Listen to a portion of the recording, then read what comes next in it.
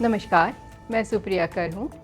CWC official flood updates channel में आपका स्वागत है। इस चैनल पर आपको CWC बुलेटिन, पूर्वानुमान और परामर्श यानी एडवाइजरी से संबंधित बाढ़ की जानकारी मिलेगी। कृपया बाढ़ बुलेटिन और पूर्वानुमान की मूलभूत शब्दावली समझने के लिए परिचयात्मक वीडियो देखें। साथ ही वेब लिंक भी उपलब्ध है।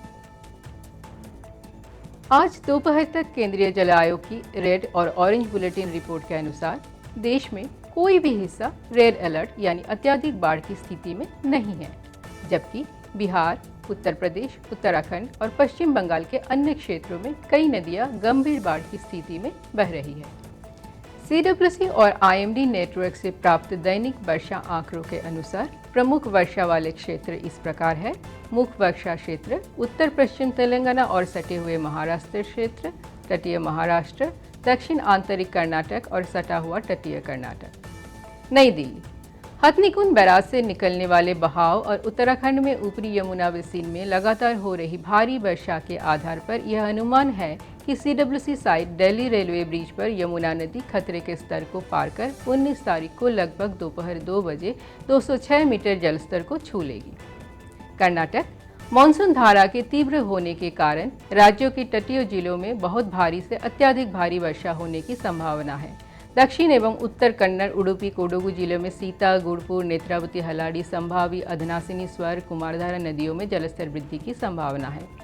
ऊपरी कृष्णा बेसिन में चिकमंगलूर, शिमोगा, हावेरी, गडक, बेलगाम जिले में मलप्रभा, घाटप्रभा, वर्धा, तुंगा, भद्रा, कुमुदवती और अन्य सहायक नदियों में जलप्रवाह वृद्धि की संभावना है। कावेरी बेसिन में कोडगु, चिकमंगलूर, हसन, मैसूर जिलों में काविनी, हेमावती, हरंगी और अन्य सहायक नदियों में जलप्रवाह वृद्धि की संभावना अगले 2 दिनों तक रहेगी।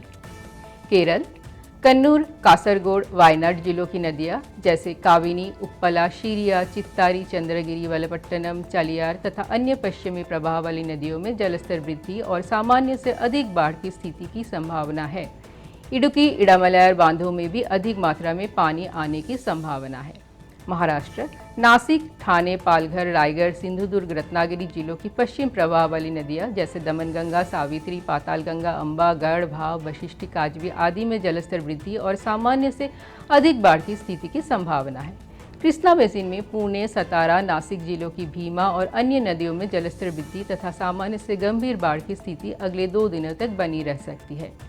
गोदावरी बेसिन में वर्धा, पेनगंगा, वेनगंगा, मंजीरा और सहायक नदियों में जलस्तर वृद्धि और सामान्य से गंभीर बाढ़ की स्थिति की संभावना है।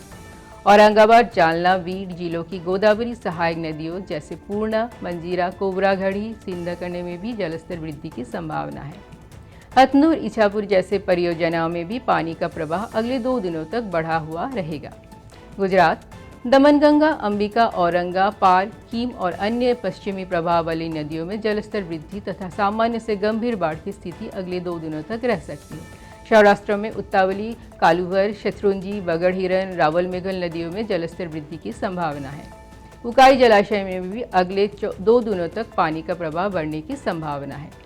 तेलंगाना गोदावरी बेसिन की प्रमुख परियोजनाओं श्रीराम सागर, श्रीपदा यलमपल्ली, लक्ष्मी बैराज, PVN राव, कंथमपल्ली में भी भारी प्रवाह आने की संभावना है। कृष्णा बेसिन की परियोजनाओं जैसे मूसी परियोजना, नागार्जुन सागर, PD जोराला में भी अगले 2 दिनों तक भारी जल प्रवाह की संभावना है।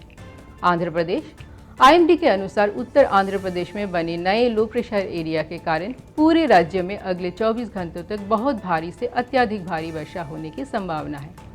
चैयरू, कुंडेरू, सगिलेरू नदियों में जलस्तर वृद्धि की संभावना अगले 24 घंटों तक बनी रहेगी।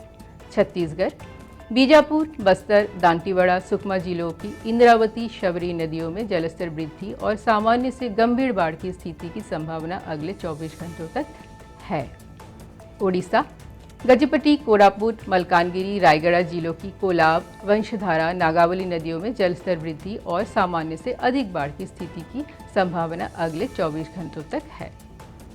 जलस्तर और बाढ़ की पूर्वानुमान संबंधी नवीनतम जानकारी के लिए कृपया CWC की वेबसाइट पर जाएं। सूचित रहे, सुरक्षित रहे और हम आपको अगली बुलेटिन में मिलेंगे। तब तक के लिए धन्यवाद।